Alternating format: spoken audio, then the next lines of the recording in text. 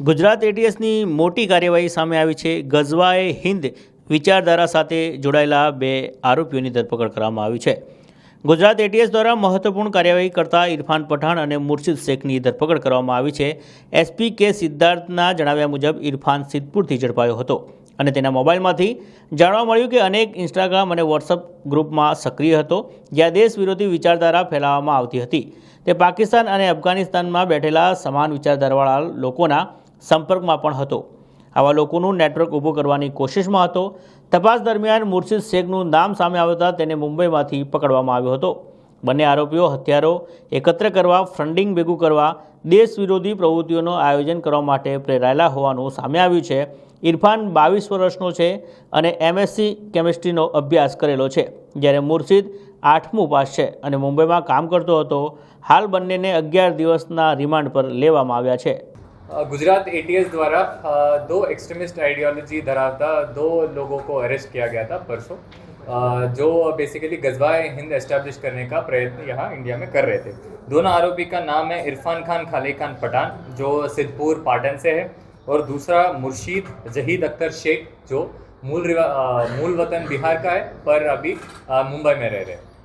हमारा जो sub inspector Ashok Parmar को एक बातमी मिली थी कि ऐसा एक्सट्रीमिस्ट आइडियोलॉजी धरावता एक मानस जो सिद्धपुर पाटन में रहता है, उनका विचारधारा एक्सट्रीमिस्ट है और कुछ इंडिया में कुछ रेडिकल प्लान करने के लिए कोशिश कर रहे हैं. उस प्लान को, उस बातमी को सीनियर ऑफिसर्स को शेयर करने के बाद सीनियर ऑफिसर्स ने एक टीम बनाया गया था, जिसका नेतृत्व डीवाईएसपी वीरजीत सिंह परमार ने किया था. उसके under police inspector Virbhadra Jadeja, police inspector Kripal Singh, police sub inspector Ajay Chaudhary, police sub inspector Hitesh Vader and police wireless sub inspector Vimal Jadeja को एस्टेब्लिश किया था कि ये बातमी को वेरीफाई करने के लिए. उसके बाद ह्यूमन इंटेलिजेंस, टेक्निकल एनालिसिस सारा करने के बाद जो बातमी मिला था वो सच निकला था. उसके बाद जो हमारे एक्यूज था, जो इरफान खान खाली खान पठान, जो सिद्धपुर से यहाँ एटीएस का पूछपरछ के लिए लेके आए थे, उसके दौरान उसके विचारधारा को तो हमको समझने में आया था. और उसके फ़ोन में हमको पता चला कि वो बहुत सारे व्हाट्सएप और इंस्टाग्राम में ग्रुप्स में जुड़े थे, जिसमें गज़वाए हिंद एस्टैब्लिश करने के लिए बात चल रहा था. पाकिस्तान, अफगानिस्तान से जो एक्सट्रीमिस्ट ऑर्गेनाइजेशंस है, जो जनरल ISIS टाइप का ऑर्गेनाइजेशन, जो रेडिकल ऑर्गेनाइजेशन है, उस विचारधारा धरावते लोगों के साथ बात करते हुए एट द सेम टाइम उनके हिसाब से यहाँ एक ऑर्गेनाइजेशन बनाना है, लोगों को इकट्ठा करना है, वेपन्स इकट्ठा करना है और अटैक करना है. उस हिसाब से इनके बातचीत चल रही थी, बेसिकली इंडिया के अगेंस्ट वॉर वेज करने के लिए. उनका प्राथमिक एम ये था कि ऐसा विचारधारा के लोग को सारे इंडिया के थ्रू इकट्ठा करना, वेपन्स को साइफन ऑफ करना और फंड इकट्ठा करना और इंडिया के अगेंस्ट वॉर वेज करना. तो क्लियरली ये ऑफेंस एस्टेब्लिश हुआ. तो उस रात को हमने सेक्शन 148 एंड सेक्शन 61 ऑफ भारतीय न्याय संहिता के अंतर्गत केस दाखिल किया था. रजिस्टर करने के बाद इरफान खान खाली खान पठान को अरेस्ट किया गया था. उसके बाद उसके फ़ोन में और उसके इंट्रोगेशन में ये पता चला कि उनके साथ दूसरा आरोपी थे, जो मुंबई में अभी रह रहा है. उसका नाम है मुर्शीद जहीद अख्तर शेख, जो बेसिकली इसी का ग्रुप में पार्ट था और सिमिलर विचारधारा से ये बातचीत इन दोनों के बीच में और ग्रुप में चल रहा था.